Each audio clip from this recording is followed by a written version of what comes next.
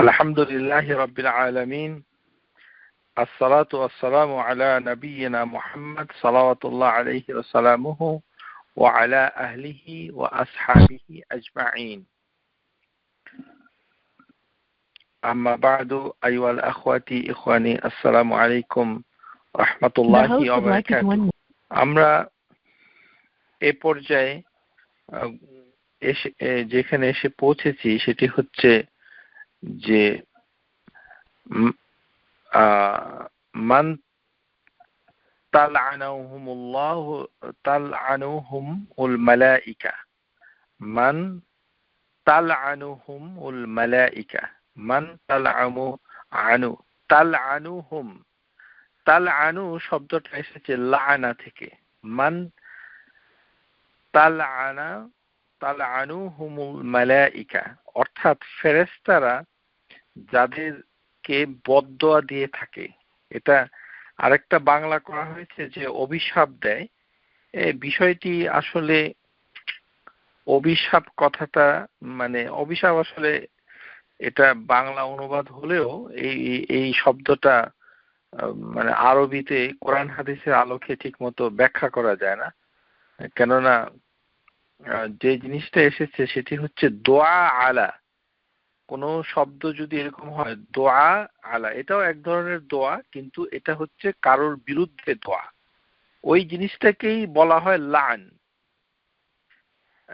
মানে শরীয়তের দৃষ্টিতে যেমন আরবি অভিধানগুলোতে আছে, লিসানুল আরাব এখানে যেমন আছে যে লান আল্লানু আল ইবআদু ওয়া তারদু মিনাল খাইর।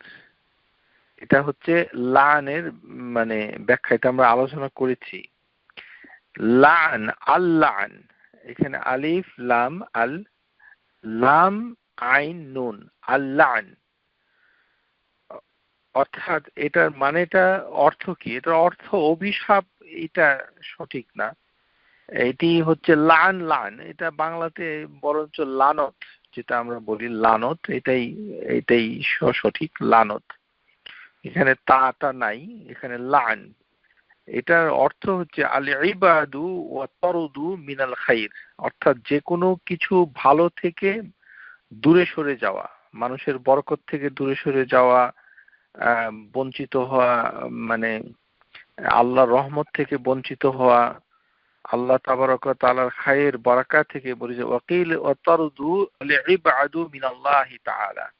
বলা হয়ে থাকে যে ওয়া তারদু ওয়াল ইবাদু মিনাল্লাহ, আল্লাহ থেকে দূরে সরে যাওয়া। ও মিনাল খালকি সাব্বাদ দুআ, যখন মানুষ এটা করে তখন এটা এক ধরনের দোয়া হয়। এটা এক ধরনের সম্মানিত ফেরেশতারাও এরকম একটা বদদোয়া করে। হ্যাঁ, এটা আমরা মানে সাধারণভাবে কোনো মুসলমানকে বদদোয়া করতে পারি না, সে যে কাজই করুক না কেন। যেটা যদি বলা হয় অভিশাপ করা, ওই একই জিনিস। হ্যাঁ, এটা তো কিন্তু এখন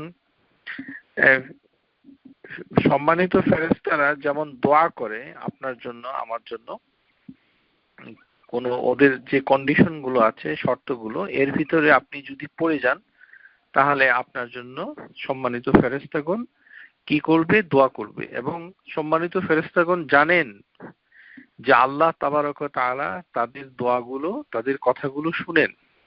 মুস্তাজাবা মাকবুল, শুনবেন, কবুল করবেন, সেটা তারা জানেন।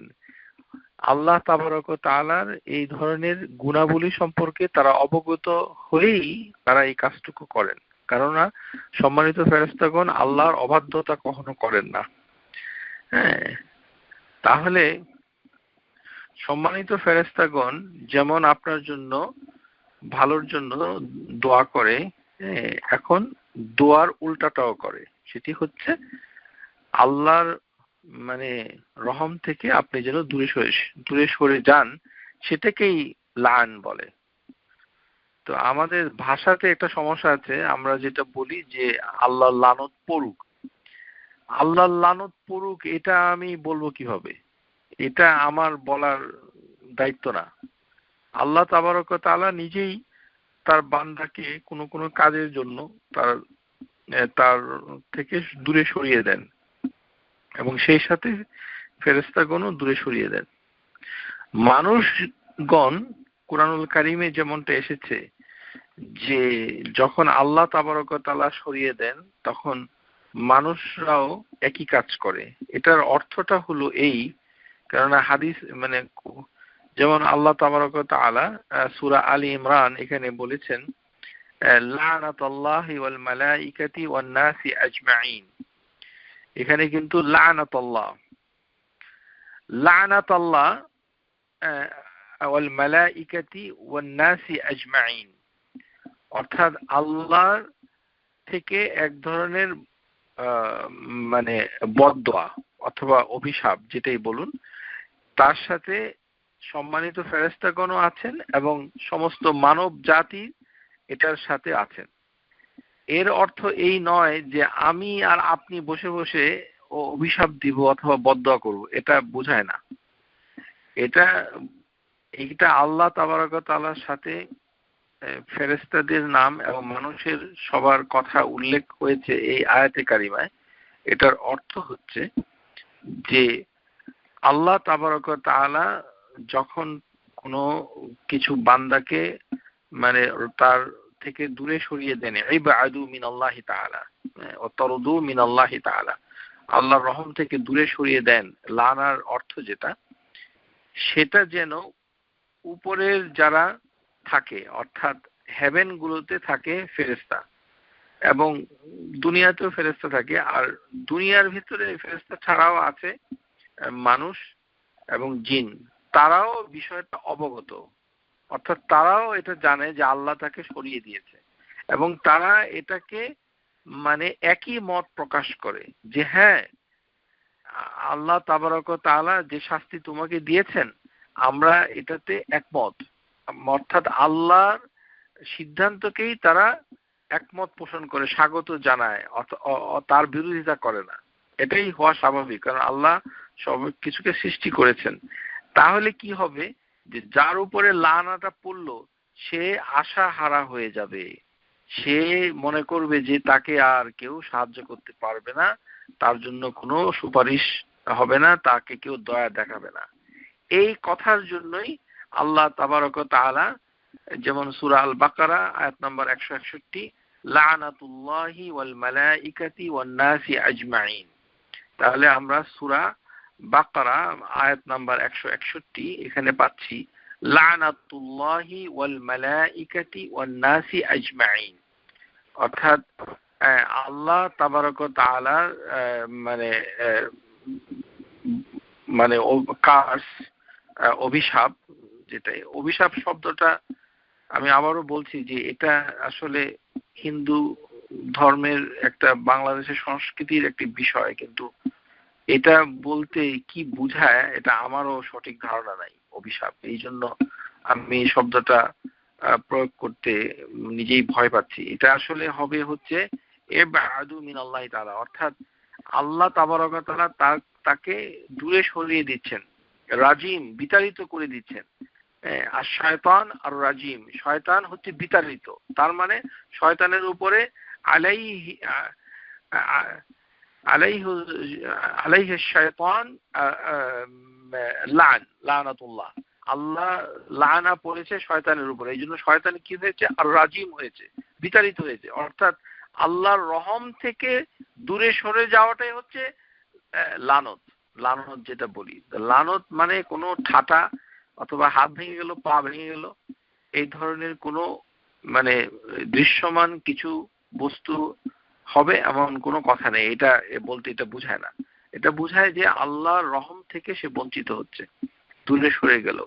এবং সেই সাথে মানে ফেরেশতাগণ এবং পৃথিবীতে যে সকল মানুষ আছে ওয়ান্নাসি আজমাইন, তারা আল্লাহর এই সিদ্ধান্তকে তারা মেনে নিচ্ছে এবং একই এই যে শাস্তিটা তারা আল্লাহ তাবারক ওয়া তাআলা দিয়েছেন এটাতে তারা ঐক্যমত পোষণ করেছে।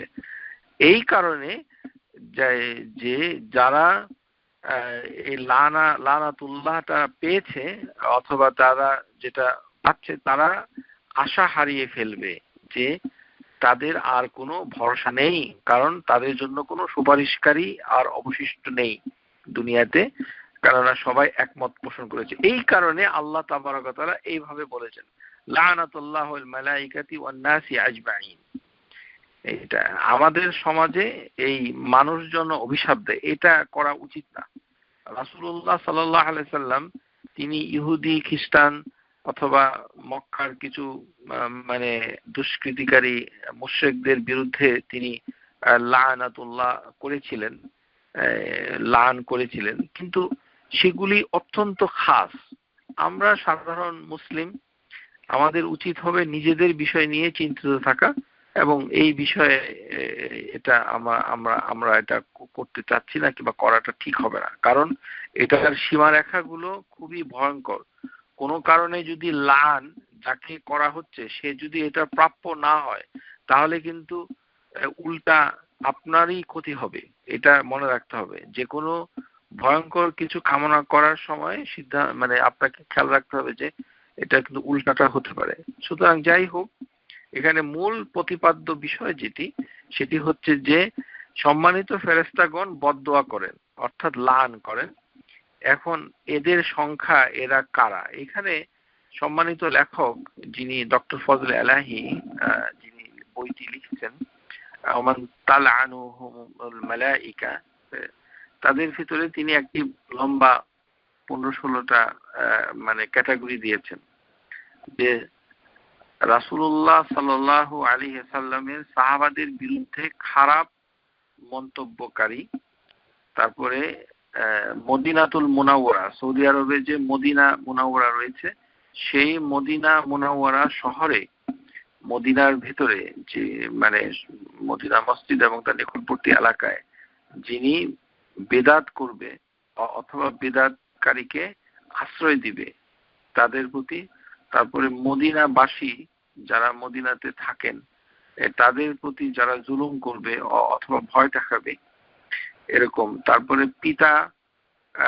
পিতা ছেড়ে অন্যের দিকে সম্বন্ধকারী, বাবা ছেড়ে, তারপরে মুসলমানদের সাথে অঙ্গীকার অথবা সন্ধি চুক্তি ভঙ্গকারী, তারপরে রোজার মাস পাওয়ার পরেও নিজের জন্য কেউ যদি ক্ষমা প্রাপ্ত না হয় সেই ব্যক্তি, অথবা পিতা মাতা উভয় অথবা একজনকে জীবিত পেয়েও যার সাথে সে সৎ ব্যবহার না করে নিজেকে জাহান্নামী করেছে।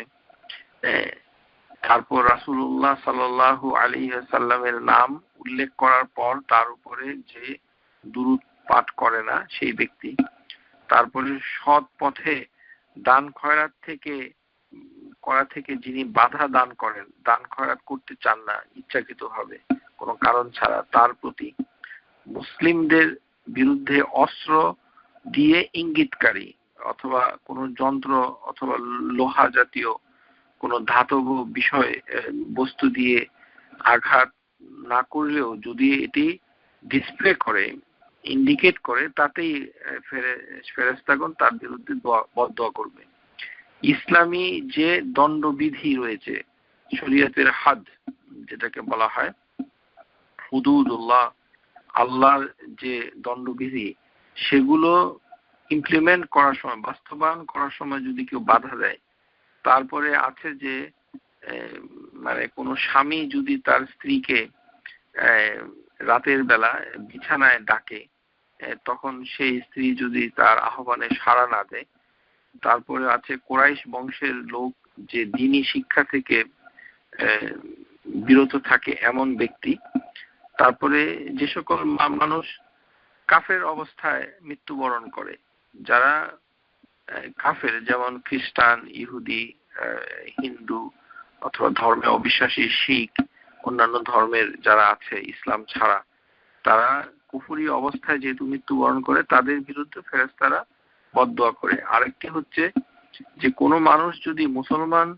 হওয়ার পর, অর্থাৎ জন্মগতভাবে মুসলিম, ইসলামের আলো বিধিবিধান প্রথমে জেনে নিয়েছে, না জানলে হবে না, যদি জেনে সেটাকে গ্রহণ করে, তারপর যদি কোনো কারণে সেখান থেকে সরে যায়, মানে মুরতাদ হয়ে যায়, অর্থাৎ ধর্ম ত্যাগ করে, তার সেই ব্যক্তিকে ফেরেশতাগণ তার বিরুদ্ধে বদদোয়া করে। এই হচ্ছে তালিকা। এখন এই সবগুলো আমাদের জন্য গুরুত্বপূর্ণ নয়, সেই জন্য সবগুলো আমরা বিস্তারিত আলোচনা করব না, কেননা এটা মানে সবগুলো আলোচনা করা আমাদের তেমন একটা উপকারিতা এনে দিবে না। আমরা ওইগুলি আলোচনা করব যেগুলো আমাদের জন্য খুব কাজে আসবে, যে কাদের বিরুদ্ধে ফেরেশতারা মানে বদদোয়া করে। এটা এই যে বড় একটা লিস্ট তিনি দিয়েছেন, সেখান থেকে আমরা একে একে করে মানে লেখক যে প্রথমেই যেটি দিয়েছেন, যে সাহাবীদের বিরুদ্ধে যারা গালি দেয়, মান সাব্বা আসহাবি ফাআলাইহি লানাতুল্লাহি ওয়াল মালাইকাতি ওয়ান নাসি আজমাইন। রাসূলুল্লাহ সাল্লাল্লাহু আলাইহি ওয়াসাল্লাম তিনি বলেন, হাদিসগুলোর ভিতরে এসেছে যে যে আমার সাহাবীদেরকে যিনি গালি দিল তার উপর আল্লাহ এবং তার ফেরেশতা এবং সকল মানুষের হচ্ছে লান, অর্থাৎ অভিশাপ। এটা অন্য ভাষায় আছে, যেমন নবী সাল্লাল্লাহু আলাইহি সাল্লাম তিনি বলছেন, লা তাসুব্বু আসহাবি, যে তোমরা আমার সাহাবীদেরকে গালি দিও না। ওয়ালা তাসুব্বু আসহাবি, এবং সাহাবীদের গালি দিও না। ফাওয়াল্লাযী নাফসি বিয়াদি, যার হাতে আমার প্রাণ তার কসম করে বলছি, লাউ আন্না আহাদুকুম আনফাকা মিসলা উহুদিন যাহাবান মা আদরাকা মুদ্দা আহাদাহুম ওয়ালা নিসফাহু। যে সাহাবীদের মর্যাদা সম্পর্কে নবী সাল্লাল্লাহু আলাইহি ওয়াসাল্লাম বলছেন যে তিনি আল্লাহর কসম দিয়ে বলছেন যে আমাদের যারা সাহাবী নয়, মানে আমরা যদি কেউ উহুদ পাহাড় পরিমাণ স্বর্ণ একমাত্র আল্লাহর উদ্দেশ্যে মানুষের কাছে যদি দান খয়রাত করি, দান করে দেই, মানুষকে দিয়ে দেই, আর সাহাবীরা যদি এক মুদ অথবা অর্ধ মুদ পরিমাণ কোনো খাবার, স্বর্ণ নয় কিন্তু কোনো খাবার খাদ্যদ্রব্য মানে মানে দান করে, তাহলে এটা তুলনা হচ্ছে যে সাহাবীদের সাথে আমাদের পার্থক্যটা কতটুকু। অর্থাৎ মানে নিসফু সা, মানে যে প্রায়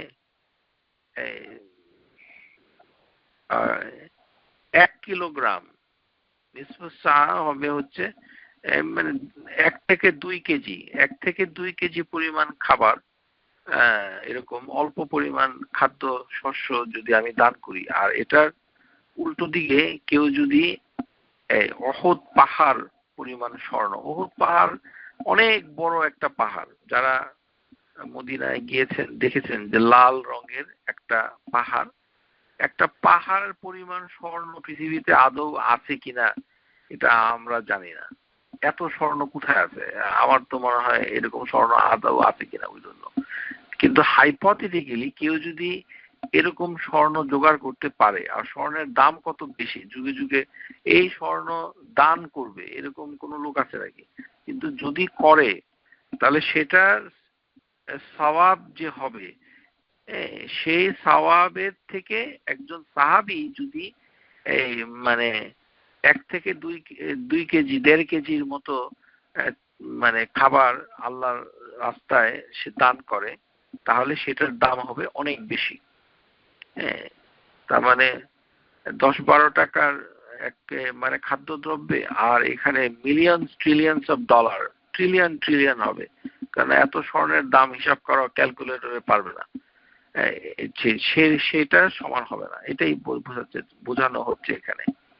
তো আমরা তো বাংলাদেশের যারা মুসলমান আছি, আল্লাহর রহমতে আমাদের ভিতরে অনেক দুষ্কৃতি থাকলেও একটা জিনিস আমরা মোটামুটি ভালো নিরাপদে আছি, যে আমরা সাহাবীদেরকে মানে আল্লাহ রাসূলের সাহাবীদেরকে গালি দেই না।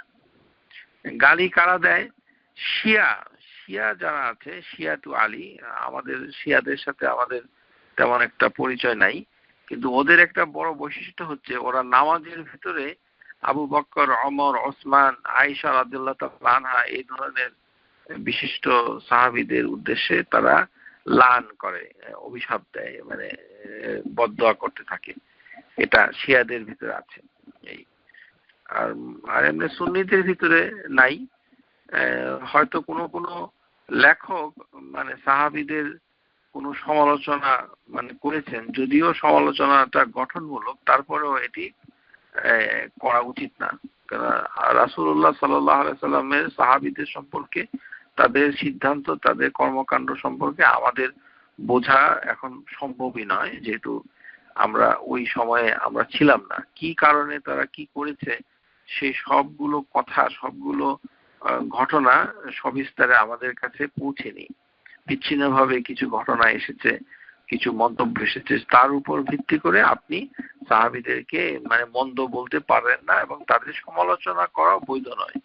হ্যাঁ, সমালোচনা একজন লেখক করছে, আমি তার নামটা নিতে চাচ্ছি না, মানে তিনি কিছু কিছু বিশিষ্ট সাহাবীদের উদ্দেশ্যে আপত্তিকর কিছু কথা বলেছে, তো সেটা বাংলা ভাষায় বই আকারে আছে। তো এগুলো বৈধ নয়, এগুলো বর্জনীয়।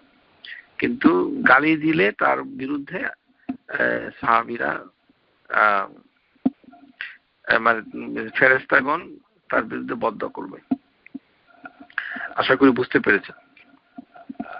তারপর যে গুরুত্বপূর্ণ যেটা আমরা একটু আলোচনা করব, সেটা হচ্ছে আমাদের খুবই গুরুত্বপূর্ণ, এটা আমাদের সমাজে হয় এবং এটা আমরা মানে আলোচনা করব। সেটি হচ্ছে যে দুই ধরনের ব্যক্তিকে ফেরেশতাগণ বদদোয়া করেন অথবা অভিশাপ দেন।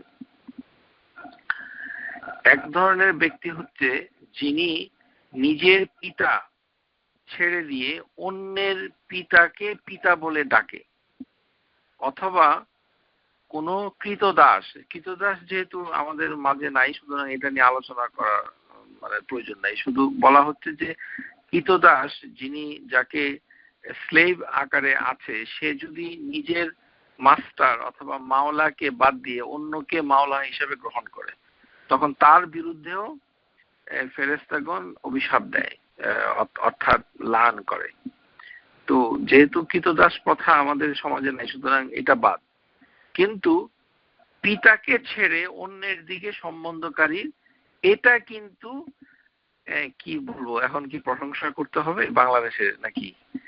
আচ্ছা দেখেন, আমি আর তো মানে সমালোচনা করতে চাই না, মানুষ অসন্তুষ্ট হয়। আউযু বিল্লাহি মিনাশ শাইতানির রাজিম। কি সন্তুষ্ট হবে আই ডোন্ট নো। প্রথমেই বলে রাখি যে এটা কোন ক্যাটাগরিতে পড়বে।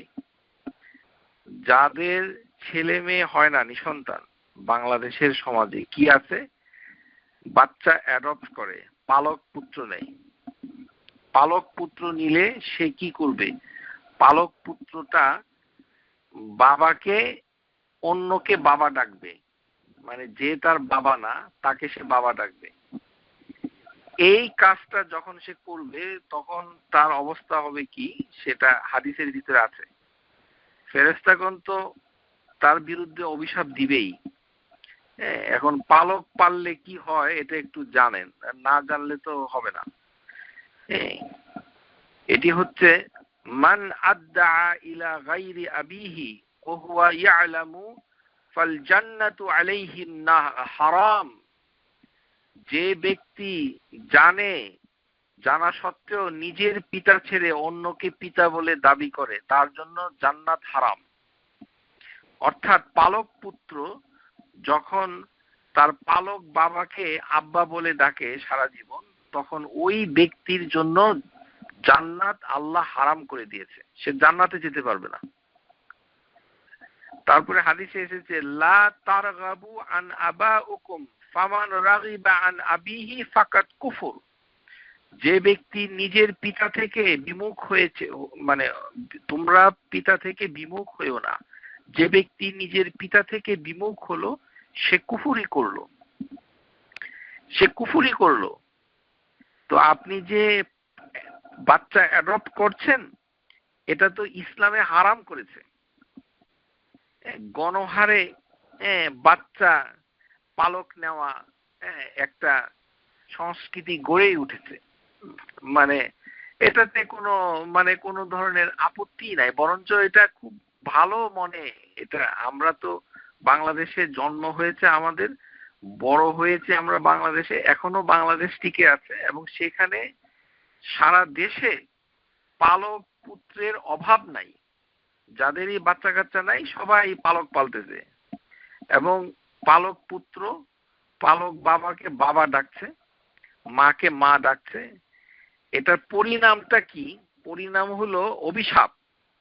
যে ব্যক্তি মান আদ্দা ইলা গায়রি আবিহ, যে তার পিতাকে ছেড়ে অন্যকে পিতা বলল, তাহলে কি হবে? লানাতুল্লাহ ওয়াল মালাইকাতু ওয়ান নাসি আজমাইন, তার উপরে আল্লাহ এবং ফেরেশতা এবং সকল মানুষের অভিশাপ। খুব ভালো কাজ করেছেন না?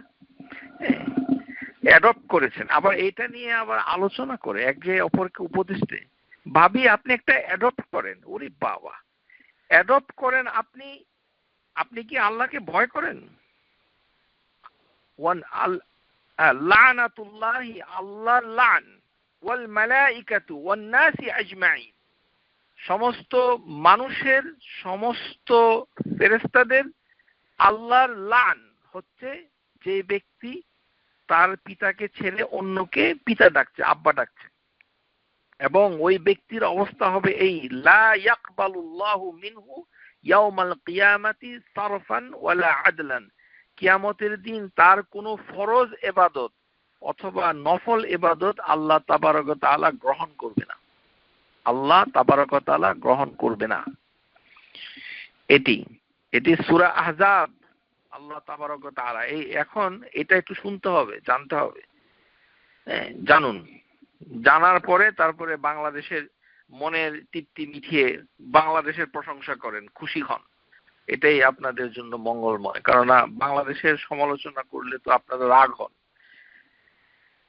জেনে রাখুন প্রিয় শ্রোতা, এটাকে বলা হয় আত-তাবান্নি লিল আতফাল। আত-তাবান্নি লিল আতফাল হারামুন হারাম, সন্তান পালক নেওয়া হারাম। এটাকে আরবি ভাষায় বলা হয় আত-তাবান্নি লিল আতফাল। দুই ধরনের আছে, একটি হচ্ছে মামনু, আরেকটি হচ্ছে গায়রু মামনু। একটি বৈধ, একটি অবৈধ। আল্লাহ তাবারক ওয়া তাআলা হারাম করে দিয়েছেন। ওয়া হারামুল্লাহি যালিক ফি কিসসাতু মাশহুরাতিন হাইসু কানা যায়েদ বিন হারিসা ইয়াদউ যায়েদ বিন মুহাম্মদ। রাসূলুল্লাহ সাল্লাল্লাহু আলাইহি সাল্লামের প্রথম জীবনে একটি পালক পুত্র ছিল, তার নাম হচ্ছে যায়েদ নাম ছিল, এবং তাকে বলা হতো যায়েদ বিন মুহাম্মদ। তার নাম ছিল কি? যায়েদ বিন মুহাম্মদ। এবং একটি ঘটনাকে কেন্দ্র করে আল্লাহ তাবারক ওয়া তাআলা পালক পুত্র, পালক কন্যা এই সকল নেওয়া হারাম করে দেয়। পালক পুত্র নেওয়া হারাম, পালক কন্যা নেওয়া হারাম। হারাম, শাস্তি তো আছেই, সেটা তো পরের প্রসঙ্গ। জিনিসটা হচ্ছে হারাম। এবং প্রতিদিন হারাম কাজ করতে, যাদের বাসায় পালক পুত্র আছে সে প্রতিদিন ফেরেশতার বদদোয়া পাচ্ছে। প্রতিদিন, প্রতিটা মুহূর্ত, মৃত্যুর আগ পর্যন্ত বাসার ভিতরে অভিশাপ চলবে। সে কোনো কিছু পরোয়া করে না। ইসলামে কি হারাম নাকি হালাল সেটা দেখার বিষয় না, কারণ আমরা বাংলাদেশী, আমরা বাংলা ভাষা, বাংলাদেশের গর্ভে গর্বিত। রাসূলুল্লাহ সাল্লাল্লাহু আলাইহি সাল্লাম যখন আল্লাহ তাবারক ওয়া তাআলা আয়াত নাজিল করে জানিয়ে দিলেন, ওমা জাআলা আদিয়াউকুম আবনাউকুম, যে তোমরা তোমাদের পোষ্য পুত্রকে তোমাদের কোনো পুত্র গ্রহণ করো না, পুত্র হিসাবে নিও না। সূরা আহজাব আয়াত নাম্বার 4। সেই যায়েদ বিন মুহাম্মাদের নাম পরিবর্তন হয়ে যায়েদ বিন হারিস হয়ে গেল। এবং যায়েদের যে স্ত্রী ছিল জয়নব বিনতে জাহাশ, সেই জয়নব বিনতে জাহাশকে যায়েদ তালাক দিয়ে দিলেন। এবং রাসূলুল্লাহ সাল্লাল্লাহু আলাইহি সাল্লাম তারপর তিনি মানে যায়েদ বিন হারিসকেই বললেন যে যাও তুমি গিয়ে এই জয়নব বিনতে জাহাশকে আমার বিয়ের কথা বলো। এটি হাদিসের ভিতরে এসেছে। আল্লাহ তাবারক ওয়া তাআলা এই অ্যাডপশন প্রথাটাকে সেদিন থেকে হারাম করে দেন। সাহাবীদের ভিতরে একজন সাহাবী ছিলেন, বিখ্যাত সাহাবী। সাহাবীর নাম হচ্ছে মিকদাদ বিন আসওয়াদ। মিকদাদ একজন সাহাবী ছিলেন এবং তিনি ইয়েমেন থেকে মক্কায় এসেছিলেন জাহিলিয়াতের যুগে। তখন আসওয়াদ নামে একজন ব্যক্তি মিকদাদ রাদিয়াল্লাহু তাআলা আনহুকে মানে তিনি আশ্রয় দিয়েছিলেন। এবং মিকদাদের নাম ছিল মিকদাদ বিন আসওয়াদ, অর্থাৎ আসওয়াদের পুত্র মিকদাদ। এই সাহাবী হচ্ছে প্রথম 7 জন সাহাবী যাদেরকে টর্চার করা হতো মক্কাতে।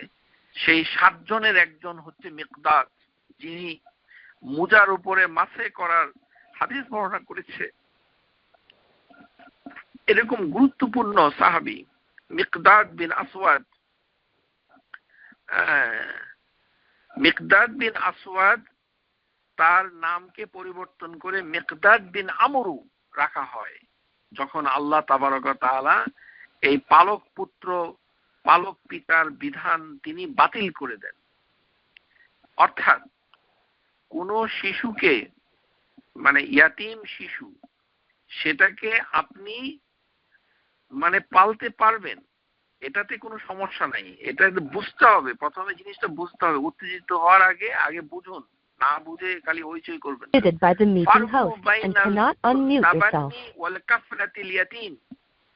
ইয়াতিমের অভিভাবকত্ব গ্রহণ করা আর সন্তান হিসাবে গ্রহণ করা দুটার ভিতরে পার্থক্য আছে।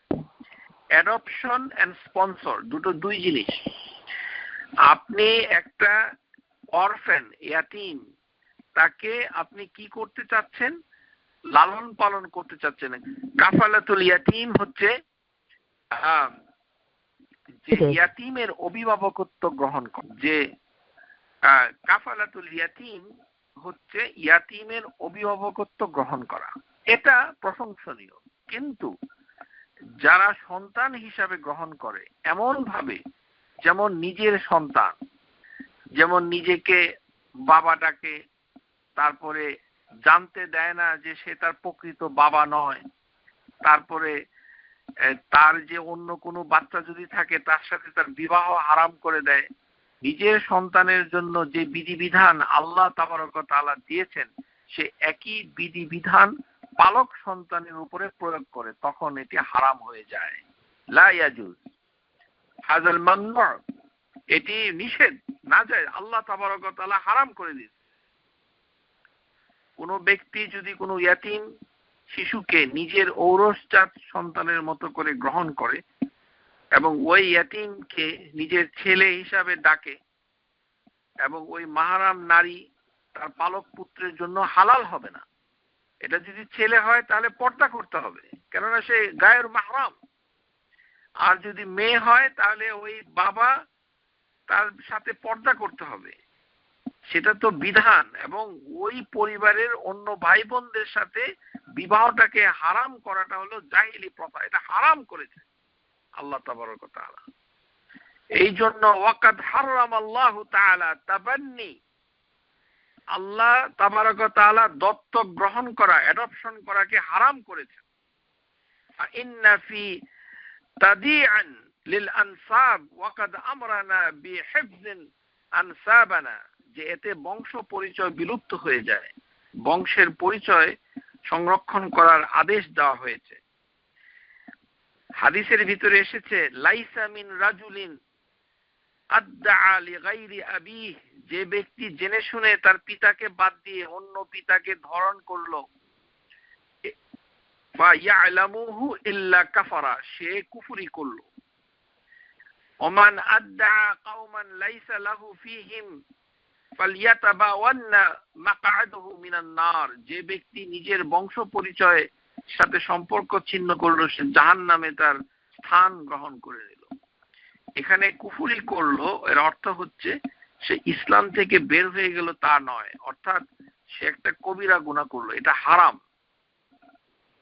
তাহলে আমরা দেখতে পাচ্ছি যে আপনি যদি কোনো কারণে কোনো বাচ্চাকে অ্যাডপশন করেন, কথার কথা, যেমন সিরিয়া থেকে যুদ্ধ শিশু অথবা অনাথ কোনো শিশু, সেটাকে যদি আপনি অ্যাডপ্ট করেন, তখন তাকে লালন পালন করতে হবে এমন ভাবে যে তাকে জানাতে হবে যে আপনি তার পিতা নন, এটা তাকে বলতে হবে। মানে সে যখন বোঝার বয়স হয়, তাকে আপনি তার নাম ধরে ডাকবেন এবং সে আপনাকে আঙ্কেল বলে ডাকবে, অন্য কোনো নামে আপনাকে ডাকবে, আব্বা বলে ডাকতে পারবে না। এবং সে যখন বড় হবে তখন তাকে বলতে হবে যে তুমি আমাদের ছেলে নও, তোমাকে আমরা দত্তক হিসাবে নিয়েছি, এটা বলতে হবে। এটা না বললে হারাম হবে। এবং সেই সাথে রয়েছে ওয়াল্লানাতুল্লাহি ওয়াল মালাইকাতি ওয়ান নাসি আজমাইন, আল্লাহ, ফেরেশতা এবং সকল মানুষের অভিশাপ ওই ছেলেটার প্রতি। আর যেহেতু যিনি এটাতে সাহায্য করছে, এটা তো কন্টিনিউয়াসলি হারাম করছে। একটা হারাম কাজ মানুষ 1 মিনিটের জন্য করে, যেমন চুরি করা হারাম, তো সে যখন চুরি করে তখন সেই মুহূর্তে সে হারাম কাজ করে, তারপরে আর চুরি করে না। আর এখানে যারা পালক পুত্র পালক কন্যা রেখেছে তারা কন্টিনিউয়াসলি দিন রাত 24 ঘন্টা হারাম করছে, হারামের ভিতরে আছে, হারামের ভিতরে আছে, হারামের ভিতরে আছে। সে নামাজ পড়ছে, মৃত্যুবরণ করছে, হারাম হারাম হারাম। এখন বাকিটা তো তারা বুঝবেই। তাহলে বোঝা যাচ্ছে যে কাউকে লালন পালন করাকে আরবিতে বলা হয় কাফালাতুল ইয়াতীম। কাফালাতুল ইয়াতীম অর্থাৎ ইয়াতীমের অভিভাবকত্ব গ্রহণ করা। সেটা মানে বৈধ, কিন্তু সেটা হচ্ছে সুন্দরভাবে। কিভাবে? সেটা হচ্ছে যে তাকে জানাতে হবে, তাকে অন্য কোনো নামে ডাকতে হবে, সে যেন আপনাকে বাবা নামে না ডাকে, মা নামে না ডাকে, এরকম।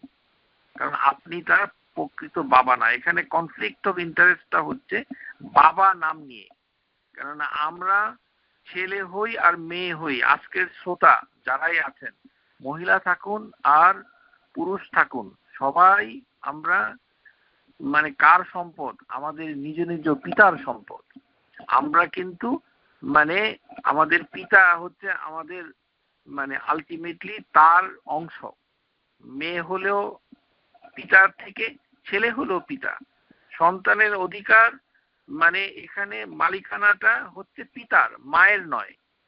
সুতরাং পিতাকে, সেই পিতাকে যে অস্বীকার করবে তার জন্য ফেরেশতাগণ লান করছে, মানে অভিশাপ দিচ্ছে। এবং এটি চলতেই থাকবে যতক্ষণ না পর্যন্ত এটা মানে বন্ধ না হয়। আশা করি এই বিষয়ে আর বিস্তারিত বলার প্রয়োজন আমি মনে করছি না। তবে আমার সোনার বাংলা, আমি তোমায় ভালোবাসি, বাংলাদেশে নামাজ পড়ে রোজা রাখে অনেক ধার্মিক পরিবারে এই পালক পুত্রের কাহিনী আছে। আবার আরেকটা আছে কি ধর্মপুত্র, ধর্মের ভাই, ধর্মের বোন, এগুলি হিন্দু থেকে এসেছে। হিন্দু সংস্কৃতি থেকে মুসলমানের ভিতরে ধর্মের বোন, ধর্মের ভাই, যাই হোক এগুলো বলতে চাচ্ছি না, কারণ বললেই তো আপনারা আবার অসন্তুষ্ট হন। প্রশংসা করতে হবে আল্লাহর বিধানের। আমাদের মানে অ্যাটিটিউডটা হচ্ছে এরকম যে আল্লাহর বিধান, হাদিসের বিধান, এগুলোকে অমান্য করবে, তারপরেও বলতে হবে যে না ঠিক আছে, ভালো ভালো, এমন দেশটি কোথাও খুঁজে পাবে না তুমি। এত সুন্দর দেশ, এত সুন্দর মানুষ, এত সুন্দর আকীদা, এত সুন্দর আল্লাহর। আস্তাগফিরুল্লাহিল আযীম, লা হাওলা ওয়ালা কুওয়াতা ইল্লা বিল্লাহ। তারপরে হচ্ছে দ্বিতীয় নাম্বার, যাদের উপরে ফেরেশতাগণ বদদোয়া করে থাকে, সেটি আমরা গত ক্লাসে আলোচনা করেছি যে যদি দান খয়রাত করতে কেউ না চায়, ইচ্ছাকৃতকারী দান খয়রাতে বাধা দেয়, তাহলে, কেননা প্রতিদিন সকালে 2 জন ফেরেশতা অবতরণ করে, মা মিন ইয়াউমিন ইউসবাহুল ইবাদ ফিহি ইল্লা মালাকান ইউনজিলান, 2 জন ফেরেশতা আসে। একজন বলে যে সে যদি দান করে, বলে আল্লাহুম্মা আতা মুনফাকান খালকান, যে আল্লাহ তার সম্পদ বাড়িয়ে দাও। আর যদি আপনি দান না করেন, ওয়াকুলু আখির আল্লাহুম্মা আতা মুমসিকান তালফান, এ আল্লাহ তার সম্পদকে ধ্বংস করে দাও। তো এটা আমরা গত ক্লাসে আলোচনা করেছি।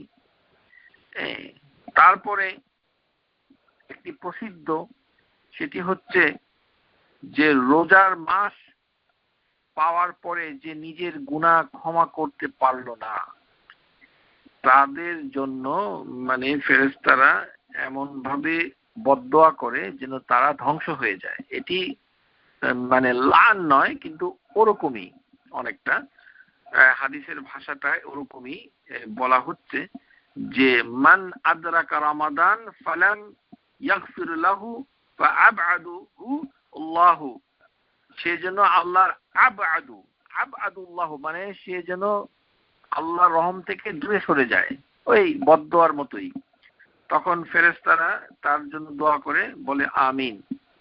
তারপরে হচ্ছে যে ওমান আদরাকা ওয়ালিদাইয়া ওয়া আহাদুহুমা, পিতা মাতা উভয়কে অথবা যে কোনো একজনকে পাইলো কিন্তু পিতা মাতার খিদমত করলো না জীবিত অবস্থায়, সৎ ব্যবহার করলো না, ফাদাখালান নার,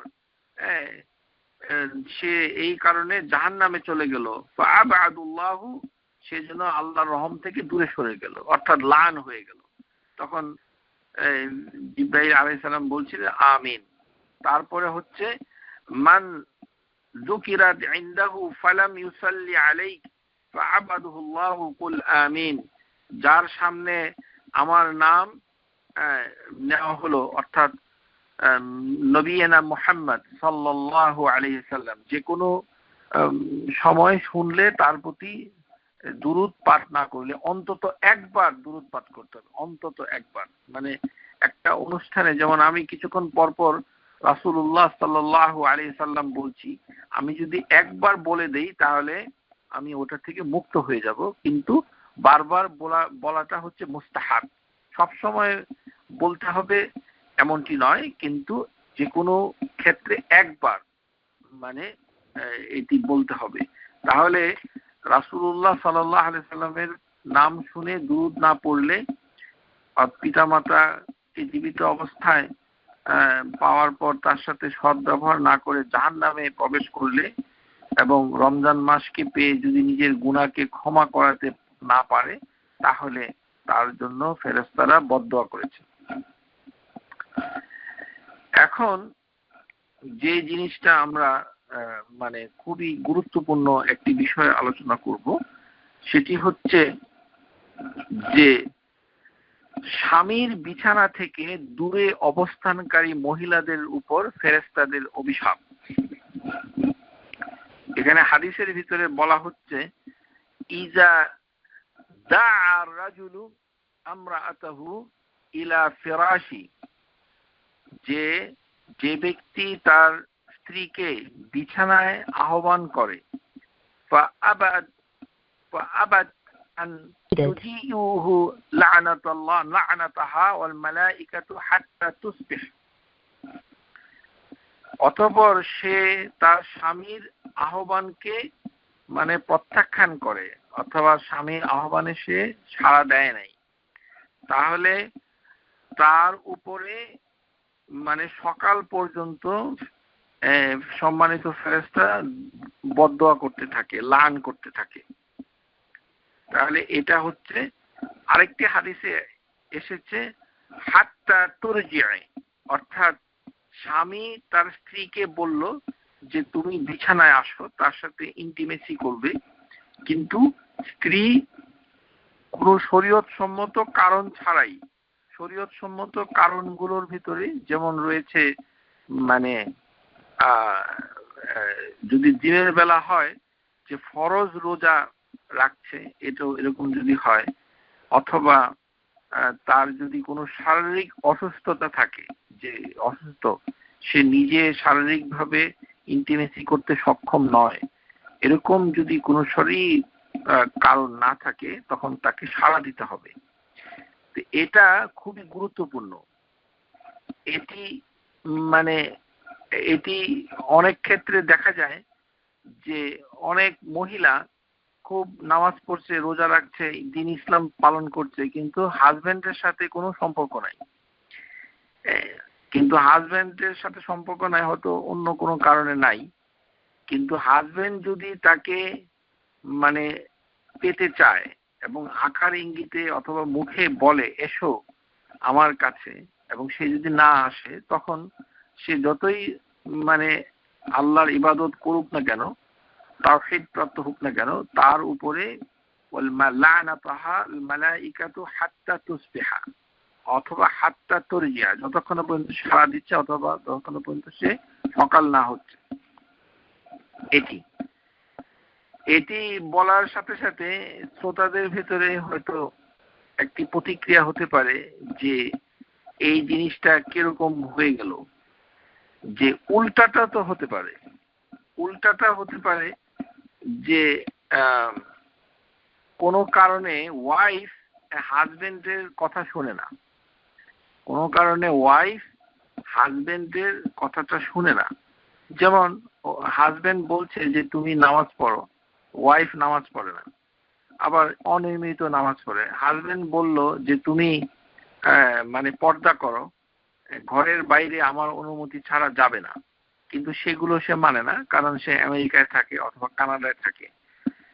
সেই ক্ষেত্রে হাজবেন্ড ওই ওয়াইফকে ডিসিপ্লিন করার স্বার্থে তার বিছানাকে পৃথক করে দিতে পারবে, কিন্তু সেটা তাহলে বোঝা গেল যে হাজবেন্ডের অধিকার আছে সে তার ওয়াইফকে বিছানা থেকে দূরে সরিয়ে দিতে, যেটি আল্লাহ তাবারক ওয়া তাআলা সূরা আন-নিসা আয়াত নম্বর 34-এ বলছেন, ওয়াল্লাতি তাখাফুনা নুশুজাহুন্না ফাইযুহুন্না ওয়াহদারুহুন্না ফিল মাদাজি'i, যে যখন নুশুজ হয় অর্থাৎ ম্যারিটাল মানে ডিসকর্ড, বৈবাহিক সমস্যা, সমস্যাটা হচ্ছে যে বাজার করা আর ভ্যানিটি ব্যাগ কিনে দেওয়ার সাথে নয়, এটি হচ্ছে মারুফ যখন না করবে, ডিসিপ্লিন শৃঙ্খলা, তার ওয়াইফকে মানে শৃঙ্খলা করা, ডিসিপ্লিন করা, এটি হাজবেন্ডের একটি অধিকারের একটি।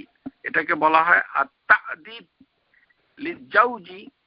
লিজ্জাউজি তা'দীব জাওজাতিহি ইনদা ইসয়ানাহা আমরু বিল মা'রুফ। Husband has the right to discipline his wife if she disobey in something good, মানে ধর্মের আদেশ উপদেশের ক্ষেত্রে, দুনিয়াবি কারণে না। মনে করেন টাকা পয়সা নিয়ে কোনো গন্ডগোল, অথবা মানে কেনাকাটা নিয়ে গন্ডগোল, অথবা ঘরের খুঁটিনাটি কাজ নিয়ে কোনো গন্ডগোল, অর্থের নিয়ে গন্ডগোল, স্বার্থ নিয়ে গন্ডগোল, এটাতে যদি ওয়াইফ অস্বীকার করে কিংবা না শুনে, সেটা কিন্তু নুশুজ হবে না। কিন্তু যেগুলো আল্লাহ বলেছেন, আমরুল্লাহি তাআলা, যেগুলো আল্লাহ আদেশ করেছেন, সেই আদেশগুলোকে যদি ওয়াইফ মানে মানতে না চায়, তখন ইসয়ানাহা আমরুহু বিল মারুফ, তখন এটাকে নুশুজ বলে। নুশুজ মানে হচ্ছে বৈবাহিক দ্বন্দ্ব স্বামী স্ত্রীর ভিতরে, সেই দ্বন্দ্বে ডিসিপ্লিন করার অধিকারটা হচ্ছে স্বামীর, ওয়াইফের কোনো অধিকার নাই। ওয়াইফ কিছু করতে পারবে না, ওয়াইফ শুধু ডিসিপ্লিনে হাজবেন্ডের সাথে এগ্রি করতে হবে। সেই এগ্রিমেন্টের একটি ক্লজ হচ্ছে ফাইযুহুন্না, তাকে উপদেশ দিবে, ওয়াহজুরুহুন্না ফিল মাদাজি'i, এবং তাকে বিছানা থেকে পৃথক করবে। তাহলে ওয়াইফ যদি হাজবেন্ড থেকে বিছানা পৃথক করে ফেলে, মনে করেন ওয়াইফ আলাদা বিছানায় ঘুমায়, হাজবেন্ড আলাদা বিছানায় ঘুমায়, দুইজন একত্রে ঘুমায় না। এখন হাজবেন্ড ওর কাছে একবার হয়তো বলে রেখেছে যে তুমি আমার কাছে কেন ঘুমোতে আসো না, তারপরে সে যদি এটার জবাব না দেয়, তাহলে হাত্তা তুরজিয়া, যতক্ষণ না পর্যন্ত তার বিছানায় না আসে, ততক্ষণ পর্যন্ত ফেরেশতা ওই মহিলার উপরে বদদোয়া করতে থাকবে কন্টিনিউয়াসলি। এটা যদি 1 মাস হয়, 2 মাস হয়, চলতেই চলবে এটি। কিন্তু উল্টাটা হবে না। উল্টাটা মানে হচ্ছে হাজবেন্ড কোনো কারণে মানে যে কারণগুলো শরীয়তের বিধিবিধানের সাথে সংশ্লিষ্ট, তখন যদি সে বিছানা পৃথক করে দেয়, তখন ফেরেশতা হাজবেন্ডের উপরে কোনো বদদোয়া করবে না। এটি হচ্ছে দুটো। আর এখানে রাইটস অফ দ্য ওয়াইফের রাইটসটা, অনেকগুলো রাইট আছে, এর ভিতরে দুটো রাইট হচ্ছে খুবই গুরুত্বপূর্ণ, তিনটি। একটি হচ্ছে লিজাওজাতি আলা জাওজিহা হুকুকুন মালিয়া, একটি হচ্ছে ফাইন্যান্সিয়াল রাইট, মানে স্ত্রীর অধিকার হচ্ছে গ্রসলি তিনটি। একটা হচ্ছে ফাইন্যান্সিয়াল লায়াবিলিটিস, মানে আল মাল, যেটি তাকে মোহর দিবে, মোহরের মাধ্যমে আদায় হয়ে যায়। ওয়াহিয়া আল মাহরু আল মালিয়া, হুকুকুল মালিয়া অর্থাৎ ফাইন্যান্সিয়াল রাইট, এটা আদায় হচ্ছে কিভাবে? মাহর, ডাউরি দিয়ে। তারপরে হচ্ছে স্পেন্ডিং ওয়াল আনফাকা, স্পেন্ডিং ওয়াইফের জন্য খরচ করা মানে তাকে ভরণ পোষণ দেওয়া, খরপোশ দেওয়া, টাকা দেওয়া, মানে খাবার দাবার ইত্যাদি। কিন্তু আরেকটি হচ্ছে তার অ্যাকোমোডেশন ও সুকনা। তাহলে তিনটি অধিকার, একটি হচ্ছে আল মাহর, আনফাকা ওয়া সুকনা, যারা মুখস্থ করতে চান, এটি হচ্ছে বেসিক রাইট ওয়াইফের। আরো দু একটা ছোট ছোট রাইট আছে, এগুলো গুরুত্বপূর্ণ না। এই তিনটি হচ্ছে গুরুত্বপূর্ণ। একটি হচ্ছে অ্যাকোমোডেশন, একটা হচ্ছে স্পেন্ডিং অন ওয়াইফ, আরেকটি হচ্ছে মোহর। এখন এই তিনটির পরে আল্লাহ তাবারক ওয়া তাআলা মানে ওয়াইফকে, মানে হাজবেন্ডের মোকাবেলায় হাজবেন্ডকে বেশি মর্যাদা দিয়েছে ওয়াইফের তুলনায়। এটি কোরআনুল কারীম সূরা বাকারা আয়াত নাম্বার 228, ওয়ালা লাহুন্না মিসলুল্লাযিনা আলাইহিন্না বিল মারুফ। ওয়ালা লাহুন্না, আল্লাহ প্রথমেই বলে দিয়েছে যে নারীদের অধিকার আছে। আল্লাযী আলাইহিন্না বিল মারুফ, যেমন পুরুষদের অধিকার আছে। লিররিজালি আলাইহিন্না দারাজাতুন ওয়াল্লাহু আজিজুন হাকিম, কিন্তু পুরুষের রয়েছে মর্যাদা নারীর উপরে। ওয়ালিররিজালি আলাইহিন্না দারাজাতুন, যে নারীর উপরে রয়েছে পুরুষের মর্যাদা, এটি হচ্ছে সূরা বাকারা।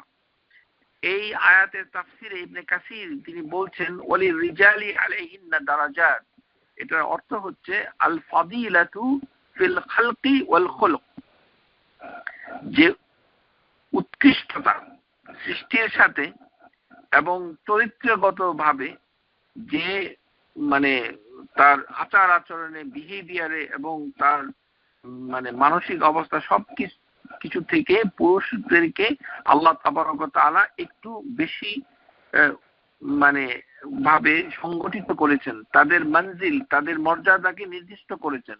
ও মঞ্জিলাতু তাআল আমরু, তাদের মঞ্জিল, তাদের মর্যাদা হচ্ছে তারা আদেশ করার অধিকার রাখে।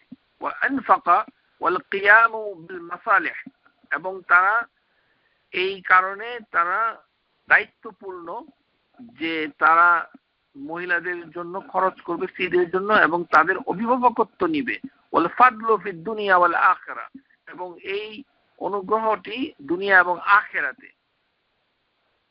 তাহলে মানে এখানে আল্লাহ তাবারক ওয়া তাআলা মানে যেটি বলেছেন আর রিজালু কাওয়ামুনা আলান নিসা, যে মানে পুরুষগণকে আল্লাহ তাবারক ওয়া তাআলা মেয়েদের উপরে কাওয়ামুন করে পাঠিয়েছেন। এটি সূরা আন-নিসা ভার্স নাম্বার 34। এখানে এটার তাফসিরে যেটা এসেছে, ইবনে কাসির যেটিকে বলেছেন যে এটি হচ্ছে উজুবুত তাআ, অর্থাৎ অব্লিগেশন অফ অবিডিয়েন্স। স্ত্রীকে অবশ্যই অবলাইজ থাকতে হবে হাজবেন্ডের প্রতি, অবলাইজ, কিন্তু অব্লিগেশনটা হচ্ছে স্পেসিফিক, সব ক্ষেত্রে নয়। মানে হাজবেন্ড যা খুশি তাই বলবে, স্ত্রী তাই মানবে, এমনটি নয়। এটি হচ্ছে স্পেসিফিক, যেমন আল্লাহর হুকুম মানতে সে বাধ্য থাকবে, এরকম স্পেসিফিক কতগুলো বিষয় যেমন বাড়ির বাইরে যাবে না, তার সম্পদকে সে সুরক্ষা দিবে, পাহারা দিবে, এই ধরনের কথাগুলো তাফসিরের ভিতরে মানে পূর্ণভাবে এসেছে। যে এখানে ইবনে আব্বাস যেটি বলছেন সেটি হচ্ছে আমরা আলাইহিন্না, ওটা হচ্ছে তুতিয়া ফিমা আমরাহা আল্লাহু বিহি তাআ, যে she should obey him in all matters of obedience that Allah enjoined upon her. আল্লাহ যেগুলি বলেছে, যেমন পর্দা করতে বলেছে, আল্লাহ তাবারক ওয়া তাআলা নামাজ পড়তে বলেছে, রোজা রাখতে বলেছে, আল্লাহর বিধিবিধান মানতে বলে, এগুলোতে তার ওবিডিয়েন্স থাকতে হবে। তারপরে যে ফ্যামিলি, যে সন্তানগুলো আছে তাদের সাথে যেন সে ভালো ব্যবহার করে এবং তার সম্পদের যেন ভালো ব্যবহার করে, এই জিনিসগুলো। তারপরে সে অশ্লীলতা, বেহায়াপনা এগুলো যেন না করে, এই ওবিডিয়েন্স গুলো চরিত্রের ক্ষেত্রে মানতে হবে। এটা মানতে গেলে তার আরেকটি রাইট, মানে এখানে আমরা আলোচনা করব, সেটাকে বলা হয় তামকিনুল জাওজি মিন ইস্তিমতা। তামকিনু আজ-জাওজি মিনাল ইস্তিমতা, অর্থাৎ making herself available to her husband. এটি হাজব্যান্ডের রাইট। হাজব্যান্ড ওয়াইফকে যে কোনো সময় অ্যাভেলেবল পাওয়ার অধিকার রাখে, কিন্তু ওয়াইফ চাওয়া মাত্র হাজব্যান্ডকে পাওয়ার অধিকার রাখে না। বিল মারুফ, উল্টাটা হবে না, এটা ইউনিল্যাটারাল একদিকে। কিন্তু যদি ডিসকর্ড হয়, নুশুজ হয়, তখন তার সে খোলা চাইতে পারে, যেমন অ্যানালমেন্ট অফ দ্য ম্যারেজ চাইতে পারে, অথবা নুশুজ হলে সেটা কারণ অনুসন্ধান করে একটা সংশোধনের সুলেহ করতে হবে, সংশোধন করতে হবে। কিন্তু অধিকারের ক্ষেত্রে যে অধিকারটা বলা হচ্ছে, এটা হচ্ছে তামকিনুল জাওজি মিনাল ইস্তিমতা, অর্থাৎ ইন্টিমেসি করার অধিকার। এটি হাজব্যান্ডের অধিকার, রাইট। এটি কেন এসেছে? এটি এসেছে এই কারণে যে হাজব্যান্ড ওয়াইফের প্রতি আনফাক করেন, আনফাকু আলা জাওজি, অর্থাৎ হাজব্যান্ড ওয়াইফের উপরে ব্যয়ভার বহন করে। এই জন্য আল্লাহ তাবারক ওয়া তাআলা তিনি কুরআনুল কারীমে বলেছেন, লিইউনফিক যু সাআতি মিন সাআতি ওয়া মান কুদিরা আলাইহি রিজকুহু ফালইউনফিকু মিম্মা আতাহু আল্লাহু, সূরা আত-তালাক আয়াত নাম্বার 7। এখানে আল্লাহ তাবারক ওয়া তাআলা বলছেন যে ধনী লোকরা তারা সাধ্য অনুযায়ী যেন স্ত্রীদের জন্য খরচ করে। লিইউনফিকু যু সাআতিন মিন সাআতি, যাদেরকে আল্লাহ সম্পদ দিয়েছে, টাকা পয়সা দিয়েছে, সেই সম্পদ থেকে সে যেন তার ওয়াইফের জন্য খরচ করে। কিন্তু খরচ যখন ওয়াইফের জন্য করবে, এটার বিনিময়ে ইন্টিমেসির অ্যাক্সেসটা সে পেয়ে যাবে। এটা আমার কথা না, এটি ইমাম আশ-শাফিঈ রাহিমাহুল্লাহ তার কথা। ওয়া ইন ইখতারুল মাকাম বা'দাল ইসার লাম ইয়ালজুমুহা তামকিন মিনাল ইস্তিমতা। তামকিনু মিন ইস্তিমতা, ইস্তিমতা মানে হচ্ছে আনন্দ নেওয়া। আনন্দ নেওয়া মানে স্বামী স্ত্রী কাছে ইন্টিমেসি মানে ক্লোজ রিলেশনশিপ থেকে আনন্দ পাওয়াটাকে আরবিতে বলা হচ্ছে ইস্তিমতাউ। কিন্তু ওয়াইফকে অ্যাভেলেবল থাকতে হবে, এটাকে বলা হচ্ছে আত-তামকিনু। আত-তামকিনু জাওজি মিনাল ইস্তিমতা। এটা কেন হচ্ছে? এটা কারণ হচ্ছে এই কারণে, লিআন্না তামকিনু ফি মুকাবালাতুন নাফাকা, কারণ হাজবেন্ড ওয়াইফের জন্য যাবতীয় খরচ বহন করে। ফালা ইউজিব মা আদামাহা, কিন্তু হাজবেন্ড যদি ওয়াইফের উপরে খরচ করা বন্ধ করে দেয়, তাহলে কিন্তু ওয়াইফ হাজবেন্ডের ডাকে সাড়া দিতে বাধ্য নয়। ভালো করে শুনে রাখুন, তাহলে কিন্তু ওই ফেরেশতা বদদুয়া করবে না ইনশাআল্লাহ। যদি কোনো মহিলা ওয়াইজা ইকতারাত আল মাকাম বা'দ আল ইসার, if she chooses to stay after she became unable to spend spend on her. কোনো হাজবেন্ড কোনো কারণ ছাড়াই সে ওয়াইফের ভরণ পোষণ দিতে সমর্থ হচ্ছে না এবং তার প্রতি খরচ করতে পারছে না, কিন্তু সে তার সাথে ইন্টিমেট হওয়ার জন্য তাকে ডাকে, তাহলে she is not obliged to allow him to be intimate with her। এই হচ্ছে মানে এখানে বক্তব্য যে তাকে অবশ্যই তার সামর্থ্য অনুযায়ী ওয়াইফকে খরচ দিতে হবে। সামর্থ্য অনুযায়ী খরচ দেওয়ার পরেও যদি সে ডাকে যে তুমি এদিকে আসো, সেই ইন্টিমেট মানে প্রিভিলেজ, এই অধিকারটাকে যদি সে ফিরিয়ে দেয়, তখন লানাতুল মালাইকা, তাহলে ফেরেশতারা তার প্রতি বদদোয়া দিবে। আশা করি বুঝতে পেরেছেন। এটি একটি জটিল বিষয়, কিন্তু আমরা সংক্ষেপে আলোচনা করে যেটা বের করলাম সেটি হচ্ছে যে যদি অধিকার সংরক্ষণ হয়, সেটি হচ্ছে স্পেন্ডিং এন্ড অ্যাকোমোডেশন।